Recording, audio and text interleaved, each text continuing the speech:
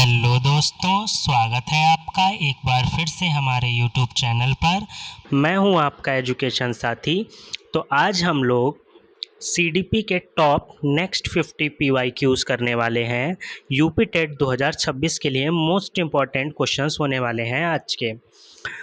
अगर आप चैनल पर न्यू हैं तो आप चैनल को सब्सक्राइब करें, बेल आइकन को प्रेस कर लें नेक्स्ट वीडियोस के लिए और अपने फ्रेंड्स तक शेयर करें। और आप कमेंट करके मुझे बताएं कि आपको और किन किन टॉपिक्स पर वीडियो चाहिए। तो चलिए टाइम ना गवाते हुए करते हैं अपनी प्रैक्टिस स्टार्ट। तो सबसे पहला क्वेश्चन आपकी स्क्रीन के ऊपर दिखाई दे रहा है। बालक के विकास का कौन सा सिद्धांत कहता है कि विकास सिर से पैर की ओर होता है? तो जो शीर्षादुमुखी सिद्धांत होता है वो कहता है कि जो विकास है वो सिर से पैर की ओर होता है। चलते हैं अपने नेक्स्ट क्वेश्चन की तरफ। क्वेश्चन नंबर 2, पियाजे के अनुसार संज्ञानात्मक विकास का प्रथम चरण कौन सा है? देखिए, जीन पियाजे ने 4 अवस्थाएं दी थी बालक के विकास की, जिसमें जिस सबसे पहली अवस्था या पहला चरण बोल सकते हैं वो था संवेदी गामक अवस्था, जो कि 0 से 2 वर्ष के लिए थी। ठीक है, चलते हैं अपने नेक्स्ट क्वेश्चन की तरफ। क्वेश्चन नंबर 3, सीखने का प्रयत्न एवं त्रुटि सिद्धांत किसने दिया? तो सीखने का प्रयत्न एवं त्रुटि सिद्धांत दिया था थॉर्नडाइक ने। तो ऑप्शन सी आप एकदम करेक्ट हो जाएगा। और एक क्वेश्चन पूछा जाता है कि इन्होंने अपना प्रयोग किस पर किया? तो इन्होंने अपना प्रयोग एक बिल्ली पर किया था। ठीक है, चलते हैं अपने नेक्स्ट क्वेश्चन की तरफ। क्वेश्चन नंबर 5 देख लेते हैं, शायद मिसप्रिंट हो गया है। क्वेश्चन नंबर 5 देख लेते हैं। बुद्धि लब्धि ज्ञात करने का सूत्र किसने दिया? तो बुद्धि लब्धि ज्ञात करने का सूत्र किसने दिया था? स्टर्न ने दिया था। ठीक है, स्टर्न ने आईक्यू ज्ञात करने का सूत्र दिया था। चलते हैं अपने नेक्स्ट क्वेश्चन की तरफ। क्वेश्चन नंबर 6, निम्न में से कौन सा अधिगम का नियम नहीं है? तो अधिगम के थॉर्नडाइक ने 3 नियम दिए थे, तो इसमें से कौन सा नियम अधिगम का नहीं है? परिपक्वता का नियम नहीं है। ठीक है, चलते हैं अपने नेक्स्ट क्वेश्चन की तरफ। क्वेश्चन नंबर 7, बालक की प्रथम पाठशाला किसे कहा जाता है? विद्यालय, समाज, परिवार, मित्र समूह। तो क्वेश्चन नंबर 7 का राइट ऑप्शन हो जाएगा परिवार, क्योंकि बालक की जो प्रथम पाठशाला होती है, बालक सबसे पहले परिवार से सीखता है। ठीक है, फिर समाज से, फिर विद्यालय से। चलते हैं अपने नेक्स्ट क्वेश्चन की तरफ। क्वेश्चन नंबर 8, करके सीखना किस शिक्षण सिद्धांत से संबंधित है? करके सीखना किस शिक्षण सिद्धांत से संबंधित है? तो ऑप्शन नंबर ए हो जाएगा जॉन ड्यूवी। ठीक है, यहाँ पे आपको ड्यूवी भी लिखा मिल सकता है, जॉन ड्यूवी। चलते हैं अपने नेक्स्ट क्वेश्चन की तरफ। क्वेश्चन नंबर 9, समावेशी शिक्षा का मुख्य उद्देश्य क्या है? केवल प्रतिभाशाली बच्चों को पढ़ाना, सभी बच्चों को समान अवसर देना, केवल दिव्यांग बच्चों को पढ़ाना, केवल कमजोर बच्चों को पढ़ाना। तो समावेशी शिक्षा के अंतर्गत सभी बच्चों को समान अवसर देना होता है। चलते हैं अपने नेक्स्ट क्वेश्चन की तरफ। क्वेश्चन नंबर 10, फ्राइड के अनुसार व्यक्तित्व का नैतिक पक्ष क्या कहलाता है? देखिए, ये इंपॉर्टेंट क्वेश्चन है, कई बार एग्जाम्स में पूछा गया है। तो फ्राइड के अनुसार व्यक्तित्व का नैतिक पक्ष क्या कहलाता है? तो ये कहलाता है सुपर ईगो। ठीक है, नैतिक पक्ष क्या कहलाता है? Super ego. चलते हैं अपने नेक्स्ट क्वेश्चन की तरफ। कोहलर का अधिगम सिद्धांत किस नाम से जाना जाता है? कोहलर का अधिगम सिद्धांत किस नाम से जाना जाता है? तो कोहलर का जो अधिगम सिद्धांत है वो सूझ के सिद्धांत के नाम से जाना जाता है। चलते हैं अपने नेक्स्ट क्वेश्चन की तरफ। बहुबुद्धि सिद्धांत किसने दिया? तो बहुबुद्धि सिद्धांत किसने दिया था? हार्वर्ड गार्डनर ने। इन्हें बहुआयामी सिद्धांत भी दिया था, या बहुबुद्धि सिद्धांत को ही बहुआयामी सिद्धांत भी कहा जाता है। ठीक है, समझ आ रहा है आप लोगों के? चलते हैं अपने नेक्स्ट क्वेश्चन की तरफ। क्वेश्चन नंबर 13, विकास और वृद्धि के संबंध में कौन सा कथन सही है? दोनों समान है, वृद्धि विकास का एक भाग है, विकास वृद्धि का एक भाग है, दोनों असंबंधित हैं। तो वृद्धि विकास का एक भाग है। ठीक है, वृद्धि और विकास में जो मुख्य अंतर होता है वो यह होता है कि वृद्धि एक समय के बाद रुक जाती है। ठीक है, 20 वर्ष, 25 वर्ष, 30 वर्ष के बाद वृद्धि रुक जाती है, लेकिन विकास जो है वो जीवन पर्यंत निरंतर चलता रहता है।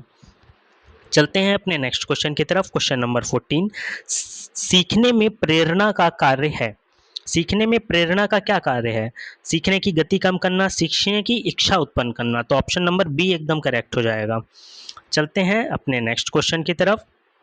क्वेश्चन नंबर 15, शिक्षा जीवन की तैयारी नहीं स्वयं जीवन है, यह कथन किसका है? तो यह कथन किसका है? गांधी जी का, टैगोर का, जॉन ड्यूवी का कि रूसो का? तो यह कथन है जॉन ड्यूवी का। ठीक है, चलते हैं अपने नेक्स्ट क्वेश्चन की तरफ। क्वेश्चन नंबर 16, सीखने का नियम अभ्यास किसने दिया? तो अभ्यास जो नियम, अभी नियम मैंने बताए थे आपको, अभ्यास का नियम, तत्परता का नियम, ठीक है, तो ये किसने दिए थे? ये दिए थे थॉर्नडाइक ने।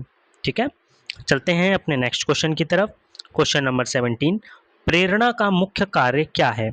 सीखने की इच्छा उत्पन्न करना। ठीक है, अलग अलग तरीके से आपसे पूछ सकते हैं, लेकिन आपको अपने आंसर पर डटे रहना है। तो सीखने की इच्छा उत्पन्न करना, ऑप्शन नंबर बी एकदम करेक्ट हो जाएगा। चलते हैं अपने नेक्स्ट क्वेश्चन की तरफ। फ्राइड के व्यक्तित्व सिद्धांत में नैतिक भाग कहलाता है, फ्राइड के व्यक्तित्व सिद्धांत में नैतिक भाग क्या कहलाता है? सुपर ईगो कहलाता है। तो सुपर ईगो को आप नैतिक से याद रखिए। ठीक है, जहां पे भी नैतिक की बात की जाएगी वहां पर सुपर ईगो आएगा। चलते हैं अपने क्वेश्चन नंबर 19 की तरफ। समावेशी शिक्षा का क्या उद्देश्य है? देखिए, बदल बदल के क्वेश्चन आ रहा है, एक ही क्वेश्चन। तो सभी बच्चों को समान अवसर देना ही समावेशी शिक्षा का उद्देश्य है। अगर आपसे पूछा जाए समावेशी कक्षा से क्या तात्पर्य है, तो समावेशी कक्षा एक ऐसी कक्षा होगी जिसमें लिंग, जाति, धर्म, डिसेबिलिटी को ध्यान में ना रखकर, ठीक है, सभी बच्चों को एक समान समझकर एक कक्षा का प्रबंध करना। चलते हैं क्वेश्चन नंबर 20 की तरफ। अधिगम को प्रभावित करने वाला कारक नहीं है, अधिगम को प्रभावित करने वाला कारक नहीं है ऊंचाई, ऊंचाई से अधिगम प्रभावित नहीं होता है, लेकिन प्रेरणा, रुचि, थकान, इन तीनों से ही अधिगम प्रभावित होता है। शिक्षा जीवन है, कथन किसका है? शिक्षा जीवन है, यह कथन किसका है? ड्यूवी का है। ठीक है, चलते हैं अपने नेक्स्ट क्वेश्चन की तरफ।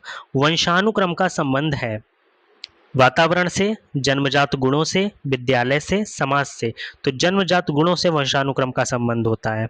विकास और वृद्धि में कोई अंतर नहीं है, वृद्धि विकास का भाग है, विकास वृद्धि का भाग है, दोनों असंबंधित है। तो देखिए, सेम क्वेश्चन आ चुका है आपकी स्क्रीन पर, तो वृद्धि विकास का भाग है। मैंने कई बार कई क्वेश्चन सेम भी डाल दिए हैं, क्योंकि इतनी बार वो एग्जाम्स में पूछे गए हैं, इससे आपको अच्छे से याद भी हो जाएगा। चलते हैं अपने क्वेश्चन नंबर 24 की तरफ। सीखने की सर्वोत्तम विधि है, सीखने की सर्वोत्तम विधि है सक्रिय सहभागिता। ठीक है, जब बच्चा आपके साथ सहभाग करेगा, सक्रिय रहेगा, तो वो अच्छे से सीखेगा। चलते हैं अपने नेक्स्ट क्वेश्चन की तरफ। क्वेश्चन नंबर 25, बाल केंद्रित शिक्षा का समर्थक कौन था? बाल केंद्रित शिक्षा का समर्थक कौन था? इंपॉर्टेंट क्वेश्चन है। तो रूसो, रूसो जो थे वो बाल केंद्रित शिक्षा के समर्थक थे। ठीक है, चलते हैं अपने नेक्स्ट क्वेश्चन की तरफ। देखिए, रूसो के बारे में आपको और बता देते हैं। रूसो प्रकृतिवादी थे। ठीक है, इनका कहना था जो बालक है वो प्रकृति से सीखेगा, स्वयं सीखेगा। इन्होंने शिक्षक को सिर्फ एक मार्गदर्शक के रूप में माना है। ठीक है, इन्होंने प्रकृति को ही बालक का असली शिक्षक माना है। चलते हैं अपने नेक्स्ट क्वेश्चन की तरफ। क्वेश्चन नंबर 26, मानसिक आयु की अवधारणा किसने दी? मानसिक आयु की अवधारणा किसने दी? बिने ने दी। ठीक है, इनका पूरा नाम था अल्फ्रेड बिने। चलते हैं अपने नेक्स्ट क्वेश्चन की तरफ। सीखने का स्थानांतरण क्या है? पूर्व सीख का नई परिस्थिति में प्रभाव, ऑप्शन नंबर बी एकदम करेक्ट हो जाएगा आपका। चलते हैं अपने नेक्स्ट क्वेश्चन की तरफ। क्वेश्चन नंबर 28, अनुकरण द्वारा सीखना किससे संबंधित है? अनुकरण द्वारा सीखना किससे संबंधित है? किसने अनुकरण के द्वारा सीखने पर जोर दिया था? तो ये आपका ऑप्शन हो जाएगा बंडूरा। ठीक है, चलते हैं अपने नेक्स्ट क्वेश्चन पर। क्वेश्चन नंबर 29, सामाजिक अधिगम सिद्धांत के प्रतिपादक हैं, सामाजिक अधिगम सिद्धांत के प्रतिपादक हैं, कौन है? बंडूरा। ठीक है, चलते हैं अपने नेक्स्ट क्वेश्चन की तरफ। रचनावादी दृष्टिकोण में शिक्षक की भूमिका है। रचनावादी दृष्टिकोण जो था उसमें शिक्षक की भूमिका क्या थी? तो उसमें शिक्षक की भूमिका है सहायक और मार्गदर्शक की, यानी कि ऑप्शन नंबर सी आपका एकदम करेक्ट हो जाएगा। चलते हैं अपने नेक्स्ट क्वेश्चन की तरफ। क्वेश्चन नंबर 31, प्याजे के अनुसार 7 से 11 वर्ष की अवस्था कौन सी है? तो आप प्याजे की चारों अवस्थाओं को अच्छी प्रकार से पढ़ लीजिए, आपको यहाँ से भर भर कर क्वेश्चंस एग्जाम्स में मिलने वाले हैं। तो 7 से 11 तक की जो अवस्था थी वो कौन सी थी? वो थी मूर्त संक्रियात्मक अवस्था।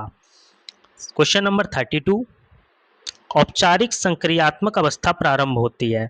तो औपचारिक संक्रियात्मक अवस्था कब से प्रारंभ होती है? ये आपकी प्रारंभ होती है 11 वर्ष से। चलते हैं अपने नेक्स्ट क्वेश्चन की तरफ। बालक के समाजीकरण का प्रमुख साधन है, बालक के समाजीकरण का प्रमुख साधन है तो वो परिवार है। ऑप्शन नंबर ए आपका एकदम करेक्ट हो जाएगा। चलते हैं अपने नेक्स्ट क्वेश्चन की तरफ। क्वेश्चन नंबर 34, अधिगम का प्रभावी साधन है, अधिगम का जो सबसे प्रभावी साधन है वो क्या है? दंड, पुरस्कार, भय, तनाव। अधिगम का प्रभावी साधन कौन सा होगा? पुरस्कार। ठीक है, इन चारों में तो पुरस्कार हो जाएगा, लेकिन अगर मान लो इनमें आपको प्रेरणा भी दिया होता तो आपका आंसर प्रेरणा होगा। ठीक है, चलते हैं अपने नेक्स्ट क्वेश्चन की तरफ। सृजनात्मकता का संबंध है, सृजनात्मकता को देखिए इंग्लिश में बोलते हैं क्रिएटिविटी। तो क्रिएटिविटी कैसे आती है? जब आपके अंदर नए नए तरीके के विचार आते हैं, तो नवीन विचारों से संबंधित होती है सृजनात्मकता। चलते हैं अपने नेक्स्ट क्वेश्चन की तरफ। क्वेश्चन नंबर 36, प्रतिभाशाली बालकों का आईक्यू सामान्यतः होता है, तो प्रतिभाशाली बालकों का आईक्यू कितना होता है? 120 से अधिक। ऑप्शन नंबर सी करेक्ट हो जाएगा। चलते हैं क्वेश्चन नंबर 37 पे। सीखने में रुचि का संबंध है, प्रेरणा से, दंड से, भय से, तनाव से। तो प्रेरणा से 37 का ए ऑप्शन हो जाएगा। 38, मूल्यांकन का उद्देश्य है केवल अंक देना, केवल पास करना, सुधार हेतु जानकारी प्राप्त करना या दंड देना। तो सुधार हेतु जानकारी प्राप्त करना। ठीक है, 38 का ऑप्शन नंबर सी हो जाएगा। सतत एवं व्यापक मूल्यांकन का उद्देश्य है, क्या उद्देश्य है? केवल वार्षिक परीक्षा, केवल लिखित परीक्षा, निरंतर मूल्यांकन, केवल मौखिक परीक्षा। तो इसका ऑप्शन नंबर सी एकदम करेक्ट हो जाएगा, निरंतर मूल्यांकन। चलते हैं अपने नेक्स्ट क्वेश्चन की तरफ। सीखने में सबसे महत्वपूर्ण कारक है, तो सीखने में सबसे महत्वपूर्ण कारक कौन सा होगा? आपका हो जाएगा प्रेरणा। ठीक है, मोटिवेशन। चलते हैं क्वेश्चन नंबर 41 की तरफ। बालक सबसे पहले भाषा सीखता है, सबसे पहले भाषा कहाँ से सीखेगा बालक, आप बताइए। तो बालक बालक जो है वो सबसे पहले भाषा सीखेगा परिवार से। तो ऑप्शन नंबर बी एकदम करेक्ट हो जाएगा। चलते हैं अपने क्वेश्चन नंबर 42 की तरफ। समायोजन का अर्थ है, समायोजन का क्या अर्थ है? संघर्ष, वातावरण के साथ संतुलन, दंड, प्रतियोगिता। तो वातावरण के साथ संतुलन बनाना ही क्या कहलाता है? समायोजन। वातावरण के हिसाब से स्वयं को ढालना। चलते हैं अपने नेक्स्ट क्वेश्चन की तरफ। क्वेश्चन नंबर 43, अधिगम का परिणाम है, अधिगम का क्या परिणाम होता है? व्यवहार परिवर्तन, शारीरिक वृद्धि, केवल ज्ञान, केवल स्मृति। देखिए शारीरिक वृद्धि तो आप अधिगम नहीं करेंगे तब भी होगी, लेकिन व्यवहार में परिवर्तन अधिगम से ही पॉसिबल है। तो ऑप्शन नंबर ए आपका एकदम करेक्ट हो जाएगा, व्यवहार परिवर्तन। चलते हैं अपने नेक्स्ट क्वेश्चन की तरफ। क्वेश्चन नंबर 44, फ्राइड के अनुसार व्यक्तित्व का जैविक पक्ष है, अभी आपने देखा था नैतिक पक्ष, अब जैविक पक्ष क्या होता है? तो जैविक पक्ष आपका हो जाएगा ईड। ठीक है, इड, इड आपका हो जाएगा जैविक पक्ष। और जो आपका नैतिक पक्ष बताया था वो कौन सा था? Super ego. चलते हैं अपने नेक्स्ट क्वेश्चन की तरफ। क्वेश्चन नंबर 45, व्यक्तिगत भिन्नता का अर्थ है, व्यक्तिगत भिन्नता का अर्थ है सभी बच्चे समान हैं, बच्चों में भिन्नता होना, केवल शारीरिक अंतर, केवल मानसिक अंतर। तो बच्चों में भिन्नता होना ही क्या कहलाता है? व्यक्तिगत भिन्नता या व्यक्तिक भिन्नता भी इसको बोला जाता है। चलते हैं अपने नेक्स्ट क्वेश्चन की तरफ। क्वेश्चन नंबर 46, कक्षा में व्यक्तिगत भिन्नता हेतु शिक्षक को क्या करना चाहिए? समान शिक्षण देना चाहिए, विविध शिक्षण विधियां अपनानी चाहिए, केवल परीक्षा लेनी चाहिए, दंड देना चाहिए। तो विविध शिक्षण विधियां अपनानी चाहिए। ऑप्शन नंबर बी आपका एकदम करेक्ट हो जाएगा। चलते हैं अपने नेक्स्ट क्वेश्चन की तरफ। क्वेश्चन नंबर 47, अधिगम को स्थायी बनाने का सर्वोत्तम उपाय है, स्थायी बनाने का जो सर्वोत्तम उपाय है वो क्या है? पुनरावृत्ति, दंड, भय, प्रतियोगिता। तो पुनरावृत्ति, एक ही टॉपिक को बार बार पढ़ाना जब तक कि आपको अच्छे से समझ में ना आ जाए, और जब हम किसी चीज़ को रिवाइज करते हैं तो वो बार बार हमको याद हो जाती है। ठीक है, फिर हम उसको भूलते नहीं हैं। क्वेश्चन नंबर 48, नैतिक विकास का सिद्धांत किसने दिया? नैतिक विकास का सिद्धांत किसने दिया? क्वेश्चन नंबर 48 कोलबर्ग ने। ठीक है, नेक्स्ट क्वेश्चन, क्वेश्चन नंबर 49, बालक की जिज्ञासा को बढ़ावा देने के लिए शिक्षक को प्रश्न पूछने चाहिए, प्रश्नों को प्रोत्साहित करना चाहिए, दंड देना चाहिए, अनदेखा कर देना चाहिए। तो प्रश्नों को प्रोत्साहित करना चाहिए। ठीक है, चलते हैं नेक्स्ट क्वेश्चन पर। शिक्षण अधिगम प्रक्रिया का केंद्र है, शिक्षण अधिगम प्रक्रिया का केंद्र है शिक्षक, प्रधानाचार्य, बालक, पाठ्य पुस्तक। तो इसका राइट ऑप्शन हो जाएगा बालक, क्योंकि शिक्षण हमेशा कैसा होना चाहिए, बाल केंद्रित होना चाहिए, है ना, बाल केंद्रित, तो बालक पर केंद्र होना चाहिए, तो शिक्षण अधिगम प्रक्रिया का जो केंद्र है वो कौन हो जाएगा, बालक हो जाएगा। इसी के साथ आज के 50 क्वेश्चंस आपके कंप्लीट होते हैं। इसी के साथ मैं आपसे विदा लेता हूं, मिलते हैं नेक्स्ट वीडियो में, धन्यवाद।